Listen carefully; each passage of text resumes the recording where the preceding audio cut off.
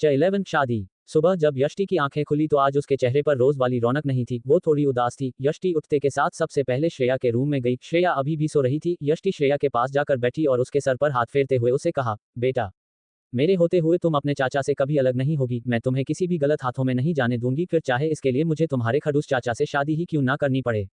यष्टि की आंखें ये सब बोलते हुए नम थी। जो यष्टि हमेशा हंसती खिलखिलाती रहती थी आज मुरझाई हुई लग रही थी। आज बहुत बड़ा दिन था उसकी जिंदगी में। यष्टि श्रेया के पास थोड़ी देर बैठी ही थी कि श्रेया की आंख खुल गई और उसने उठकर सबसे पहले यष्टि को हक किया।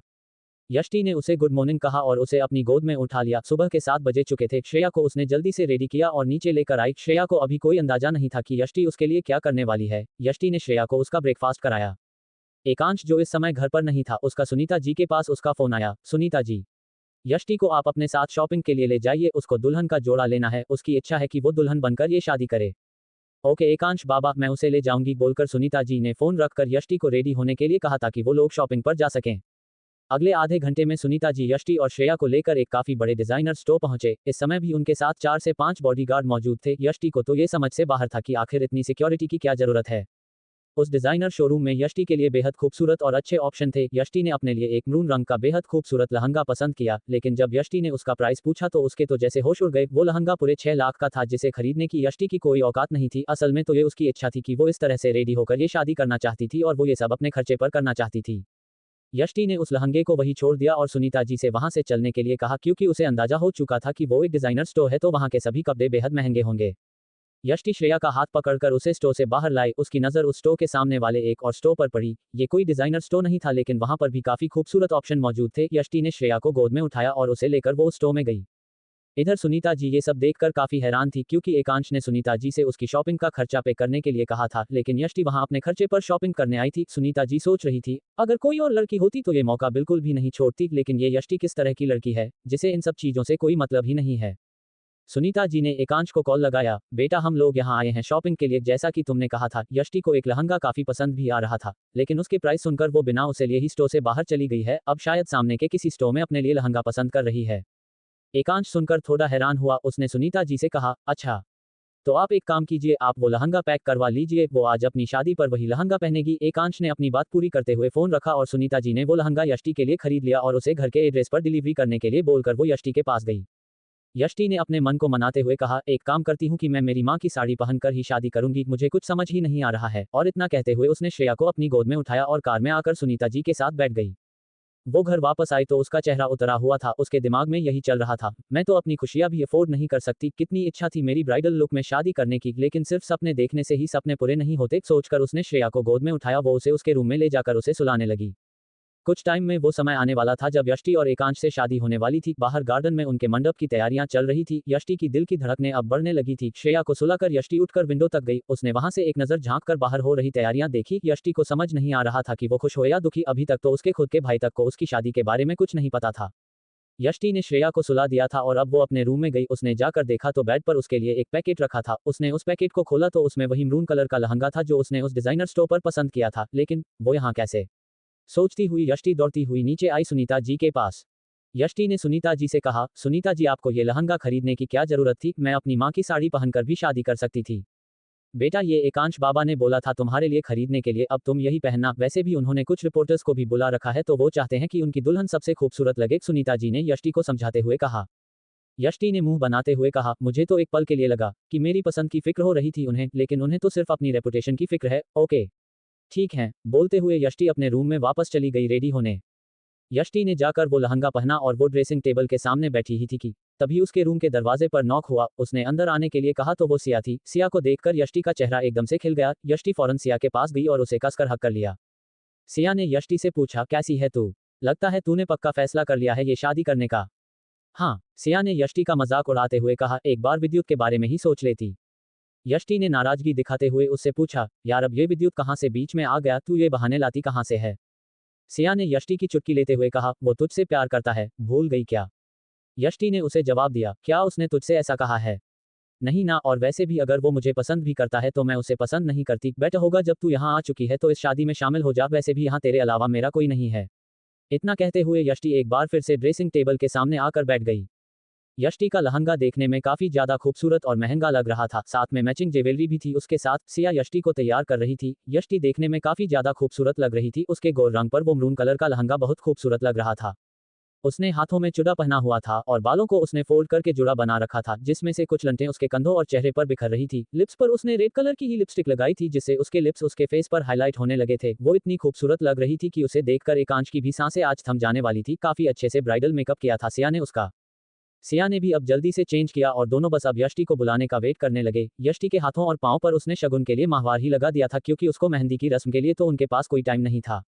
जैसे जैसे समय पास आ रहा था, यष्टि की दिल की धड़कनें बढ़ने लगी थी। आखिरकार सुनीता जी ने यष्टि के रूम का डोर खोला और उससे कहा, चलो बेटा, एकांश बुला रहा है तुम्हें। इतना खाते ही सुनीता जी की नजरें यष्टि के ऊपर ठहर गई। उन्होंने उसके नजदीक जाते हुए उसको एक काला टीका लगाया और आहिस्ता से यष्टि से कहा, थैंक यू बेटा, श्रेया के लिए ये सब करने के लिए। और इतना खाते हुए वो यष्टि को लेकर बाहर आ गई। एकांश पहले ही वहां पर मौजूद था। उसने ऑफ वाइट कलर का एक डिजाइनर कुर्ता और पाजामा पहना हुआ था, जिसके ऊपर से उसने एक वेस्ट कोट पहना हुआ था। ये कंप्लीट इंडियन वियर था, जो उसकी मस्कुलर बॉडी पर काफी ज्यादा जच रहा था। अथेनिक वियर में उसका लुक और एनहांस हो रहा था। यष्टि को लेकर सुनीता जी गार्डन एरिया तक आए तो एकांश की नजर यष्टि से टकर गई। वो बहुत खूबसूरत लग रही थी। धीमे धीमे कदमों से मंडप की तरफ आते हुए यष्टि एकांश के दिल की धड़कनों को बढ़ा रही थी। यष्टि एकांश के पास आकर खड़ी हुई तो उसके अंदर से आने वाली वो भीनी भीनी खुशबू आसपास के माहौल को काफी खुशनुमा बना रही थी। सुनीता जी ने एकांश से कहा, बेटा, जल्दी से वरमाला की रस्म करो और यष्टि को वरमाला पहनाओ। सुनीता जी की आवाज से एकांश का ध्यान टूटा। उसने वरमाला यष्टि के गले में डाली तो अब यष्टि की बारी थी एकांश को वरमाला पहनाने की। यष्टि ने भी थोड़ा उचक कर एकांश के गले में वरमाला डाल दी। इसके बाद दोनों ने फेरे लिए और अब एकांश ने यष्टि को मंगलसूत्र पहनाया और उसकी मांग में सिंदूर भरा। यष्टि और एकांश आज शादी के बंधन में बंध गए थे। श्रेया ही वो कड़ी थी जिसने यष्टि और एकांश को शादी के इस बंधन में बांध दिया था। अब एकांश ने यष्टि का हाथ पकड़ा और गेट पर वेट कर रहे रिपोर्टर्स को अंदर लाने के लिए कहा। उसके लिए इस शादी को मीडिया में पब्लिश करना बहुत जरूरी था, जिसकी वजह से उसे ये सब करना पड़ा, वरना वो अपनी लाइफ को मीडिया में ज्यादा एक्सपोज नहीं करता था। यष्टि को अपने साथ वो गार्डन में लगे हुए सोफे तक लेकर आया और यष्टि के साथ सोफे पर बैठकर दोनों के कुछ कपल पिक्स खिंचवाने के लिए कहा। फोटोग्राफर ने एकांश से कहा, सर मैडम के थोड़ा क्लोज आइए ना, उनके शोल्डर पर या कमर पर हाथ रखिए, आप लोग की नई नई शादी हुई है वो दिखाई तो देना चाहिए फोटोज में। एकांश ने गुस्से में कहा, लिसन, तुम्हें जितना कहा है उतना करो। फोटोग्राफर घबरा गया। एकांश के गुस्से से उसे समझ आया कि ये सब बातें यहाँ काम नहीं करेंगी, लेकिन तभी सुनीता जी ने एकांश से कहा, बेटा, ये फोटोग्राफर सही कह रहा है, तुम लोग थोड़ा करीब आकर फोटो खिंचवाओ, लग ही नहीं रहा कि तुम दोनों हस्बैंड वाइफ हो। एकांश को सुनीता जी की कही हुई बात समझ आई तो अब एकांश ने यष्टि के करीब बैठकर उसकी कमर में अपना हाथ डाला। एकांश के ऐसा करने से यष्टि के पूरे शरीर के रोंगटे खड़े हो गए थे। एकांश ने भी ये सब नोटिस कर लिया था। 12 चूड़ियों का शोर। फोटोग्राफ क्लिक होने के बाद अब एकांश ने यष्टि से दूरी बनाई। यष्टि अभी भी वैसे ही बैठी हुई थी जब एकांश ने उसके सामने खड़े होकर उसकी तरफ अपना हाथ बढ़ाया। अब जाकर यष्टि का ध्यान टूटा। यष्टि ने एकांश के चेहरे की तरफ देखा तो वो एकदम एक्सप्रेशनलेस था। यष्टि एकांश के हाथ का सहारा लेने की जगह खुद खड़े होने की कोशिश में एकदम से लड़खड़ा गई, लेकिन यष्टि को एकांश की मजबूत बाहों का सहारा मिला, जिसने उसे पल भर में संभाल लिया। यष्टि के दोनों हाथ एकांश के कंधों पर थे और एकांश के हाथ यष्टि को कमर से थामे हुए थे। एकांश ने धीमी आवाज में यष्टि से कहा, अपने से ज्यादा वेट का तुमने लहंगा पहना है तो गिरना तो कोई बड़ी बात नहीं है, थैंक्स टू मी जो मैंने तुम्हें संभाल लिया। यष्टि ने देखा कि रिपोर्टर्स और फोटोग्राफर उनके इस पोज पे फोटोज खींच रहा था, जैसे वो पोज उन दोनों ने जानबूझकर बनाया हो। अगले दिन के न्यूज़पेपर के फ्रंट पेज पर यही फोटोग्राफ आने वाली थी दोनों की। एकांश ने यष्टि को वापस खड़ा किया। अब यष्टि ने अपने लहंगे को संभाला। यष्टि मन में यही सोच रही थी, बात तो सही बोल रहे हैं ये खड़ूस। फोटोग्राफर एकदम से बोल पड़ा, सर ये जो पोज आपने दिया है बेस्ट है, देखिए कितनी अच्छी फोटोज आई हैं आप लोगों की। ये बोलते हुए उसने एकांश को दोनों की साथ वाली पिक्स दिखाई। काफी रोमांटिक पिक्स आई थी दोनों की। एकांश ने यष्टि को काफी क्लोजली पकड़ा हुआ था अपनी बाहों में। एकांश ने खुश होते हुए कहा, very good, you deserve compliment. Ekansh इसलिए इतना खुश था इन पिक्स से क्योंकि वो बिना किसी एफर्ट्स के इतने क्लोज लग रहे थे उन पिक्स में, और कल यही पिक्स न्यूज में पब्लिश होने वाली थी, जिससे एकांश के केस को ही फायदा मिलने वाला था। एकांश ने अनुज को बुलाया और उसे फोटोग्राफर को पेमेंट के साथ एक्स्ट्रा बोनस देने के लिए कहा। अब एकांश ने रिपोर्टर्स के सामने जाकर यष्टि को इंट्रोड्यूस कराया। Attention everyone, meet my wife Mrs Yashti Ekansh Walia, as you can see we just got married and want to share our happiness, so everyone please enjoy your food before leaving, बोलकर एकांश यष्टि के साथ वहां से घर की तरफ आ गया। सुनीता जी ने एकांश को वही डोर पर रोकते हुए कहा, रुको बेटा, पहले यष्टि और तुम्हारा गृह प्रवेश होगा, तभी तुम उसे लेकर अंदर आ सकते हो। इतना कहते हुए सुनीता जी ने एक आरती की थाली मंगवाई और यष्टि और एकांश की आरती उतारी। इसके बाद उन्होंने यष्टि से कलश वाली रस्म करवाई और फिर उसे अंदर आने के लिए कहा। एकांश तो जैसे किसी तरह ये सब रस्में पूरी होने का इंतजार ही कर रहा था। जैसे ही सभी गृह प्रवेश की रस्में पूरी हुई वो घर में आकर सीधे अपने रूम में चला गया। श्रेया इस समय सुनीता जी की गोद में थी। उसने यष्टि को देखते ही अपनी दोनों बाहें फैला दी। यष्टि ने आगे बढ़कर उसे गोद में लिया और उसके गालों को किस करते हुए कहा, बेटा आज से मैं तुम्हारी चाची हूँ और अब मैं अपनी श्रेया को छोड़कर कहीं भी नहीं जाऊंगी, तुम्हारे चाचा जी से मैंने शादी कर ली है। यष्टि की ये बात सुनकर कि वो अब उसे छोड़कर नहीं जाएगी, श्रेया का चेहरा खिल गया। सुनीता जी ने पहले से ही यष्टि का सामान एकांश के रूम में शिफ्ट करवा दिया था। सिया भी यष्टि और श्रेया के बॉन्ड को देखकर समझ पा रही थी कि यष्टि ने ये फैसला क्यों लिया। यष्टि से गले मिलकर सिया ने रोते हुए उसे कहा, मेरी बेस्ट फ्रेंड अब मैरिड है, इसका मतलब है मुझसे भी ज्यादा अब किसी और का हक है तेरे ऊपर। यष्टि ने उसके गालों पर बह रहे आंसुओं को पोंछते हुए कहा, तू तो मरी बहन है, मेरे ऊपर तुझसे ज्यादा हक नहीं है एकांश का। चल अब चुप हो जा और मुझे हैप्पी मैरिड लाइफ विश कर, तुझे तो पता ही है कि मुझे इसकी बहुत जरूरत पड़ने वाली है। इतना कहते हुए यष्टि सिया से एक बार फिर से गले मिली। उसने यष्टि को कसकर हक करते हुए कहा, wish you happy married life, और हाँ अगर वो राक्षस ऊप्स जीजू तुझे परेशान करे तो मुझे बताना, मैं फौरन आ जाऊंगी तेरे पास। यष्टि ने हंसते हुए जवाब दिया, तुझे लगता है इसकी जरूरत पड़ेगी, इसके लिए तो मैं अकेली ही काफी हूं, तू फिक्र मत कर। यष्टि और सिया गले मिले और अब सिया जा चुकी थी। अब घर में सिवाय घर के मेंबर्स के कोई भी नहीं बचा था। एकांश अपने रूम में आराम कर रहा था। इधर यष्टि भी इस भारी लहंगे को संभाले संभाले थक गई थी, तो उसने सुनीता जी से श्रेया का ख्याल रखने के लिए कहा और अपने रूम में जाकर चेंज करने की सोची। यष्टि अपने रूम में गई तो वहां उसे अपने कोई कपड़े नहीं मिले। वो फौरन दौड़ते हुए नीचे आए और उसने जाकर सुनीता जी से पूछा, सुनीता जी, मेरे रूम में तो मेरा कोई भी सामान नहीं है। सुनीता जी ने जवाब दिया, बेटा इतना परेशान मत हो, तुम्हारा सामान एकांश के रूम में शिफ्ट करवा दिया है, आज से तुम उसी के रूम में रहोगी ना। यष्टि ने सुनते के साथ ही मुंह बना लिया। वो मन में यही सोच रही थी, ओ गॉड, अब से तो हमें एक ही रूम में रहना होगा। यहाँ हम एक दूसरे को आमने सामने बर्दाश्त नहीं कर पाते तो एक रूम में कैसे रहेंगे। सोचते सोचते यष्टि के कदम एकांश के रूम की तरफ बढ़ रहे थे। वो इस उम्मीद में थी कि कहीं उसे कुछ अवकवर्ड ना देखने को मिल जाए। उसे एकांश की आदतों का पता नहीं था। इससे पहले वो किसी भी रिलेशन में नहीं थी और अब सीधे उसकी शादी एकांश से हो चुकी थी। यष्टि को समझ नहीं आ रहा था कि वो कैसे आज की रात काटेगी, वो भी एक ही रूम में। पता नहीं एकांश का बिहेवियर कैसा होगा उसके प्रति। यष्टि ने रूम पर नॉक किया तो अंदर से कोई आवाज नहीं आई। शायद एकांश थक कर सो चुका था। यष्टि ने अब हल्के से रूम का दरवाजा खोला तो एकांश सच में बेड पर बड़े इत्मीनान से सो रहा था। यष्टि दबे पांव अंदर गई ताकि एकांश की आंख ना खुल जाए। अब उसने अपने कपड़े निकलने के लिए वार्डरोब खोली तो उस बड़ी सी अलमारी में एक तरफ एकांश के कपड़े बड़े ही सलीके से लगे हुए थे। हर तरह के कपड़ों के लिए एक अलग कंपार्टमेंट बना हुआ था। इधर यष्टि के कपड़े अभी एकदम मैसी तरीके से एक ही कंपार्टमेंट में रखे हुए थे, क्योंकि उसका रूम काफी जल्दीबाजी में शिफ्ट हुआ था। यष्टि ने अपने लिए कपड़े निकाले और वॉशरूम की तरफ बढ़ने लगी। एकांश अभी भी सो ही रहा था। यष्टि ने अपने कपड़े वॉशरूम में रखे और बाहर आकर वो रूम में लगी ड्रेसिंग टेबल के सामने बैठ गई। उसने एक एक करके अपने गहने उतरने स्टार्ट किए। इस बीच उसकी चूड़ियां बहुत ज्यादा शोर कर रही थी, जिससे एकांश की आंख खुल चुकी थी। उसे इस तरह ही शोर को अपने रूम में सुनने की आदत नहीं थी। वो अभी भी बेड पर लेटा हुआ यष्टि की तरफ ही देख रहा था, जो एक एक करके अपने गहनों को निकालकर अपने शरीर का बोझ कम कर रही थी। यष्टि के हाथ काफी देर से उसके जुड़े को खोलने के लिए जूझ रहे थे, लेकिन वो उसे खोल नहीं पा रही थी। इस स्ट्रगल की वजह से उसकी चूड़ियों का शोर बहुत ज्यादा बढ़ गया था।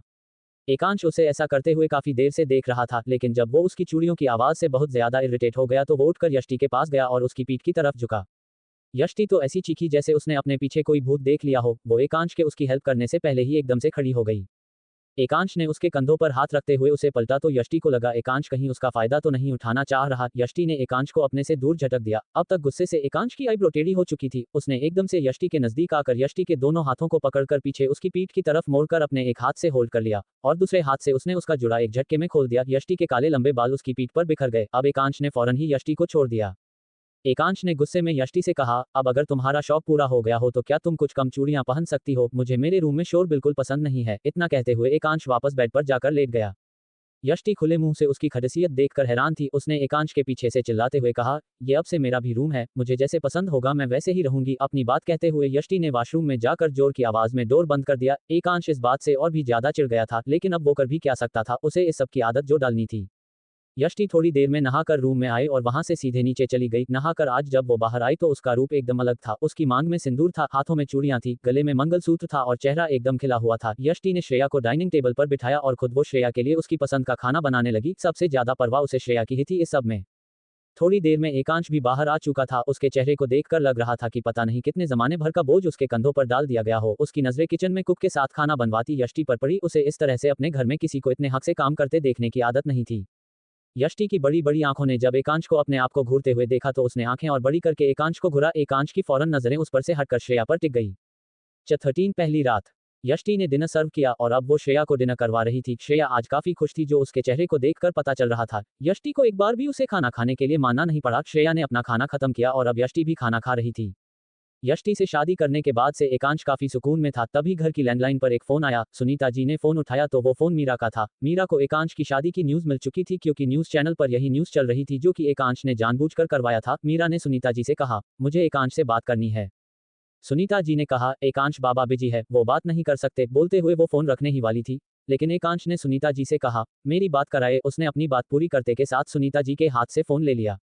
एकांश ने हंसते हुए मीरा से कहा, लगता है तुम्हें न्यूज़ मिल गई है, तभी तुमने बौखलाकर फोन किया है।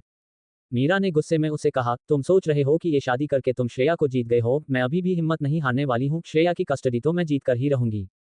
एकांश ने मीरा से दांत पीसते हुए कहा, मीरा कपूर, यही तो फर्क है तुम में और मुझ में, मैं श्रेया को कोई ट्रॉफी नहीं समझता, मेरे लिए उसकी खुशी जरूरी है, उसे जीतना नहीं। वैसे तुम अब भी एफोर्ट्स कर सकती हो, लेकिन इसका कोई फायदा नहीं होगा। बोलते हुए एकांश ने फोन रख दिया।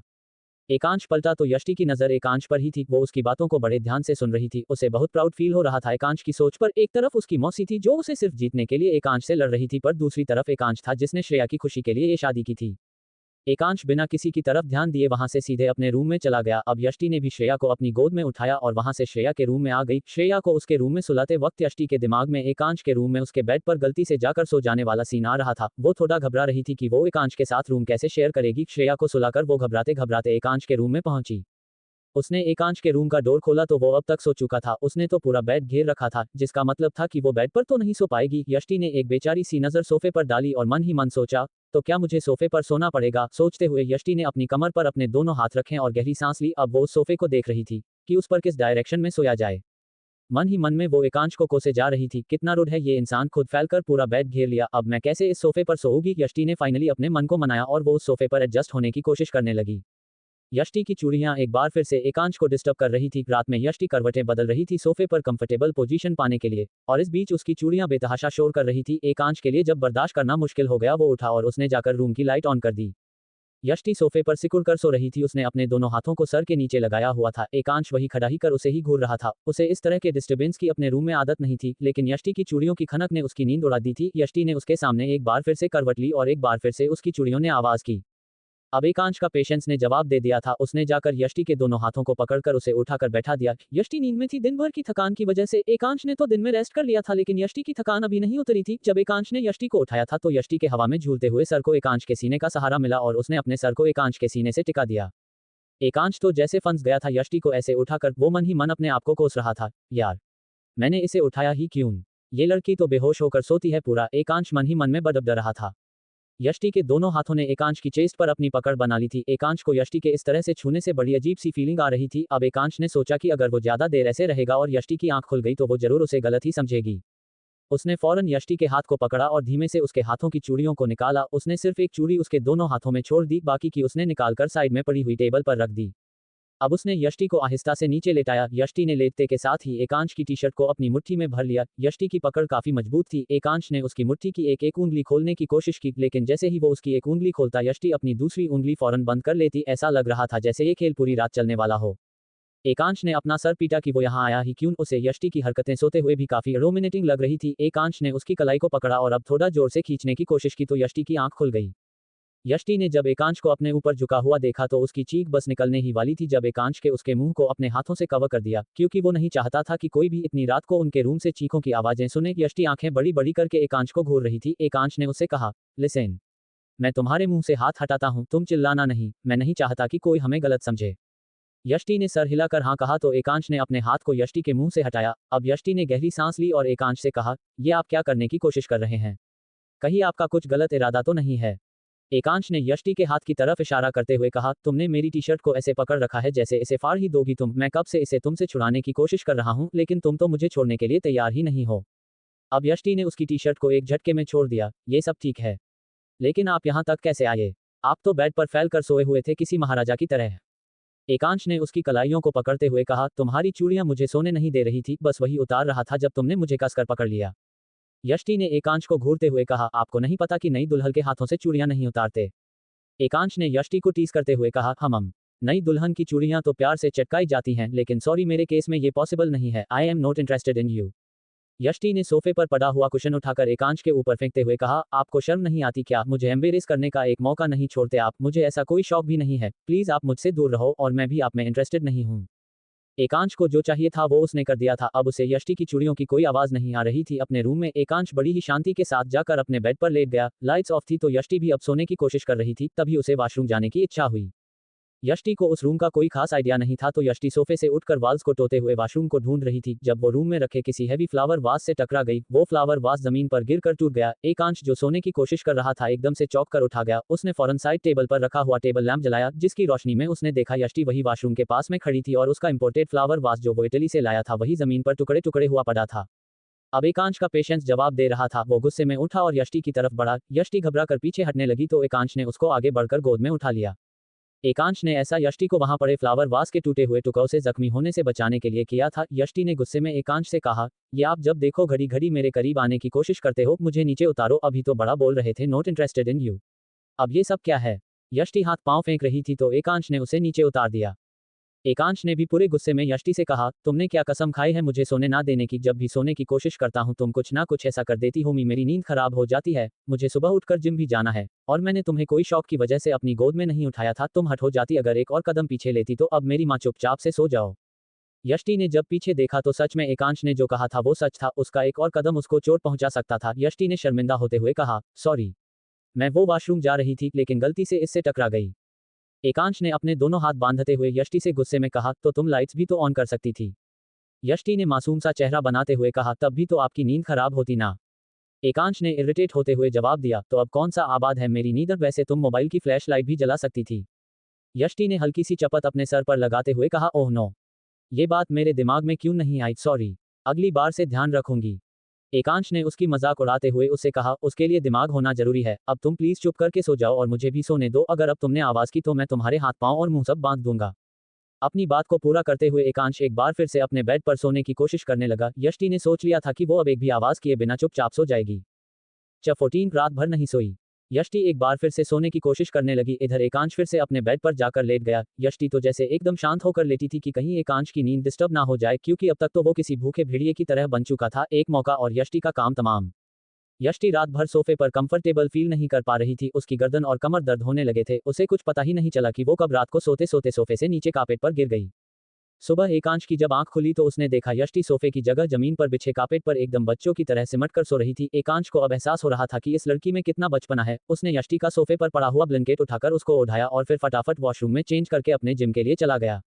आखिरकार यष्टि की आंख खुली तो उसने अपने आप को फ्लो पर गिरा हुआ पाया। वो जैसे तैसे अपने शरीर को संभालते हुए उठी। उसका चेहरा बिल्कुल भी रिफ्रेशिंग नहीं लग रहा था। उसका पूरा शरीर ढंग से ना सो पाने की वजह से टूट रहा था। इसके पीछे की वजह सिर्फ एकांश और यष्टि ही जानते थे। यष्टि उठकर जल्दी से वॉशरूम में नहाने के लिए गई। जल्दी नहाकर रेडी होकर वो श्रेया के रूम में आ गई थी। श्रेया अभी भी सोई हुई थी। यष्टि ने बड़े ही प्यार से श्रेया को उठाया और उसे ब्रश कराकर अपने साथ नीचे लेकर आ गई।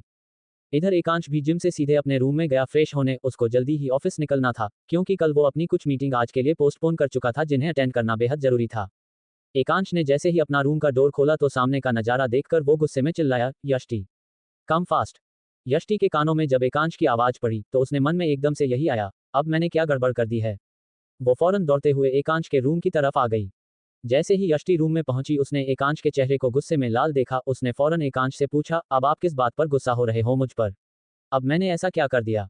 एकांश ने अपने बेड की तरफ इशारा करते हुए कहा, क्या तुम्हें ये भी मुझे सिखाना पड़ेगा कि अपनी वेट टॉवल बेड पर नहीं छोड़ते? यष्टि ने चिढ़ते हुए एकांश को जवाब दिया, एक काम कीजिए, आप मुझे आपके साथ रहने की एक रूल बुक दे दीजिए। मैं बिल्कुल उसी के अकॉर्डिंग चलूंगी ताकि आपको कोई बात बुरी ना लगे। एक तो मैं पहले से ही इतनी थकी हुई हूँ और ऊपर से आप मुझे डांटने का एक मौका नहीं छोड़ते। आज रात को बेड पर मैं सोऊंगी। एकांश ने यष्टि को फौरन जवाब दिया, ठीक है, मुझे कोई प्रॉब्लम नहीं है। अगर तुम मेरे साथ मेरे बिस्तर सोना चाहती हो, बाद में मत कहना कि मैंने अपनी लिमिट क्रॉस कर दी है। ऐसा कहते हुए उसने अपनी आर्म्स को क्रॉस किया जैसे वो उसे चिढ़ा रहा हो। यष्टि ने गुस्से में जवाब दिया, मेरा बेड पर सोने से मतलब ये नहीं था कि मैं आपके साथ सोऊंगी। आज रात आप सोफे पर सोएंगे और मैं बेड पर। और अगर आपको इतनी ही दिक्कत है तो आपका रूम काफी बड़ा है, आप एक एक्स्ट्रा बेड का इंतजाम करवा सकते हैं। ये सब बोलकर यष्टि जाने के लिए मुड़ी ही थी जब एकांश ने उसके हाथ को पीछे से पकड़ लिया। यष्टि चौंक कर वहीं रुक गई। एकांश ने उसको खींचा और उसकी चीन को अपने हाथ में लेते हुए कहा, यहाँ कोई एक्स्ट्रा बेड नहीं आने वाला। या तो तुम सोफे पर सोना या फिर मेरे साथ मेरे बेड पर। मैं नहीं चाहता कि कोई इस बारे में गॉसिप करे कि हम लोग कोई नॉर्मल मैरिड कपल नहीं है, वरना इस शादी का कोई मतलब नहीं रह जाएगा। सिर्फ इसीलिए तुम मेरे रूम में हो।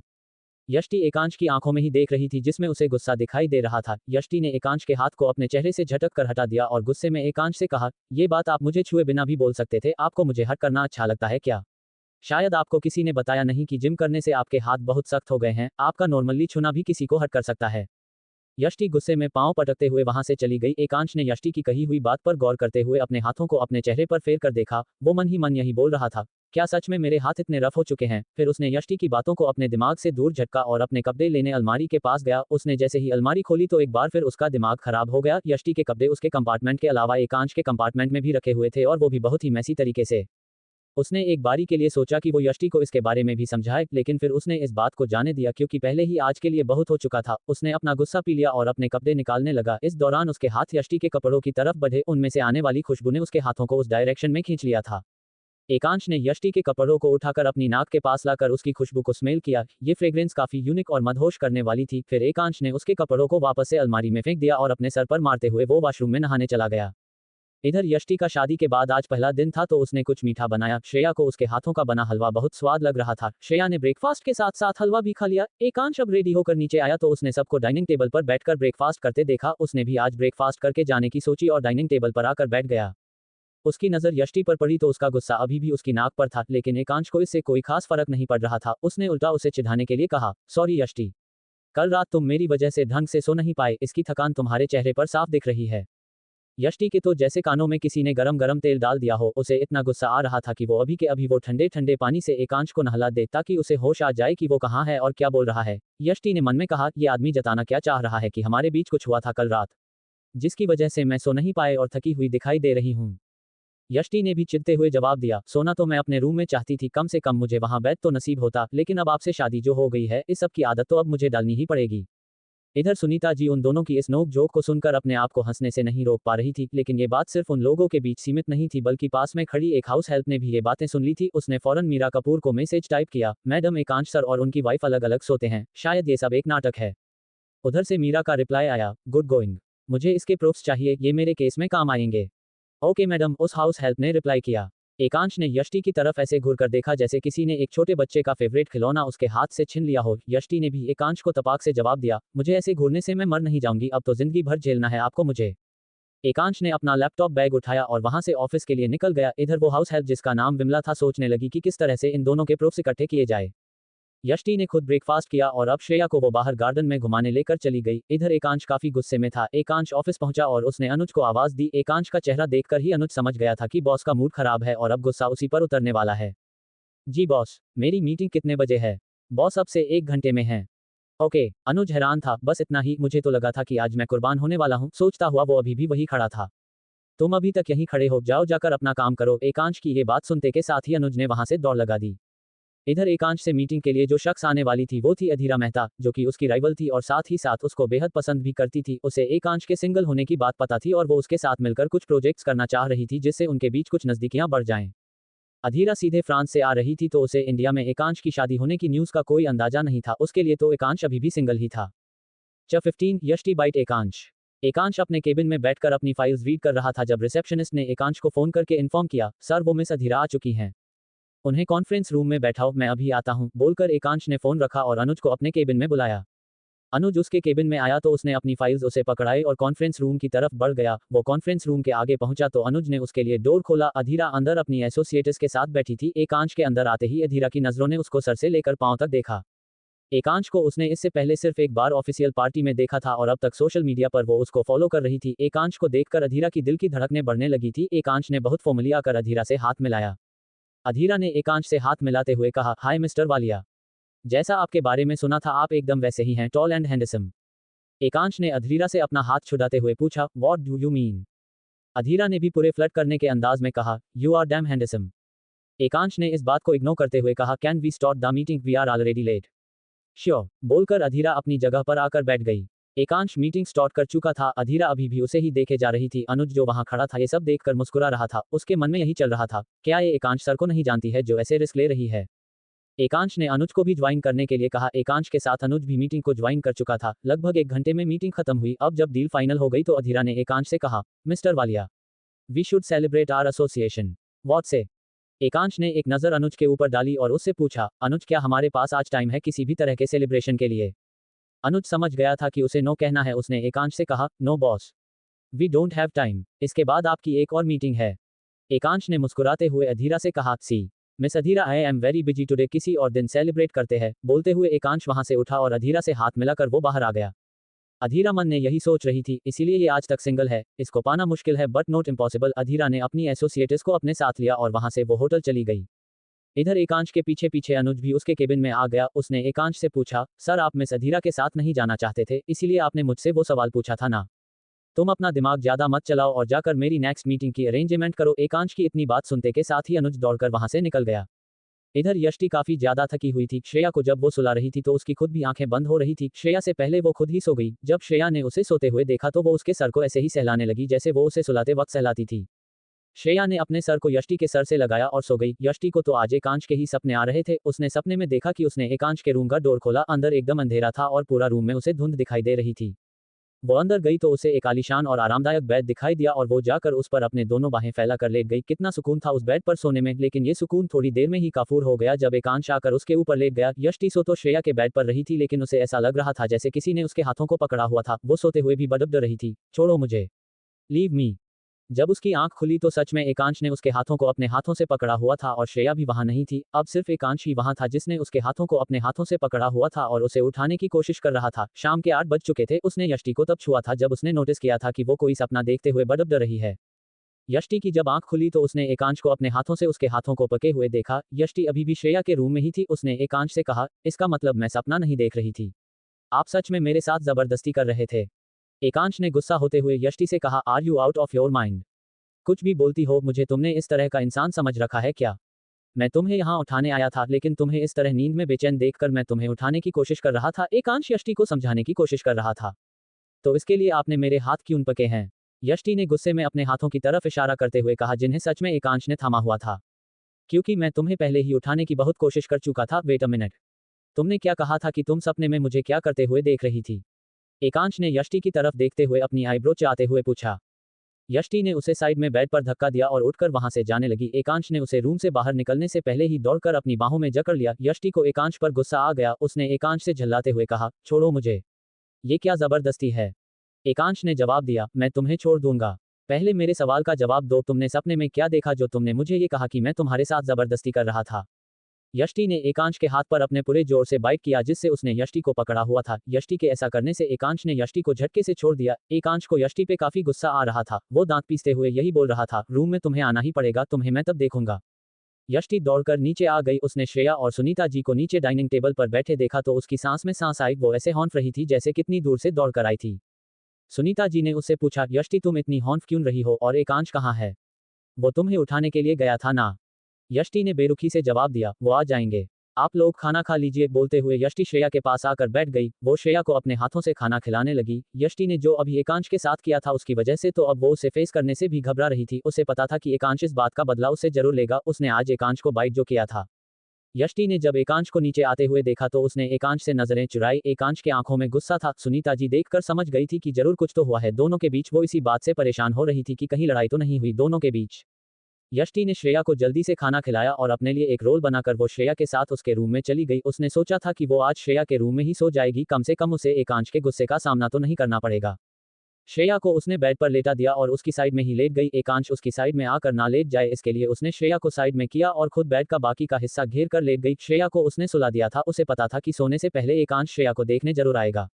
जब डोर खुलने की आवाज हुई तो यष्टि ने डर से अपनी आंखें बंद कर ली। एकांश समझ रहा था कि यष्टि ये सब जानबूझकर कर रही थी ताकि उसे एकांश के सवालों को और उसके गुस्से को फेस ना करना पड़े, लेकिन एकांश भी उसे आसानी से छोड़ने वालों में से नहीं था।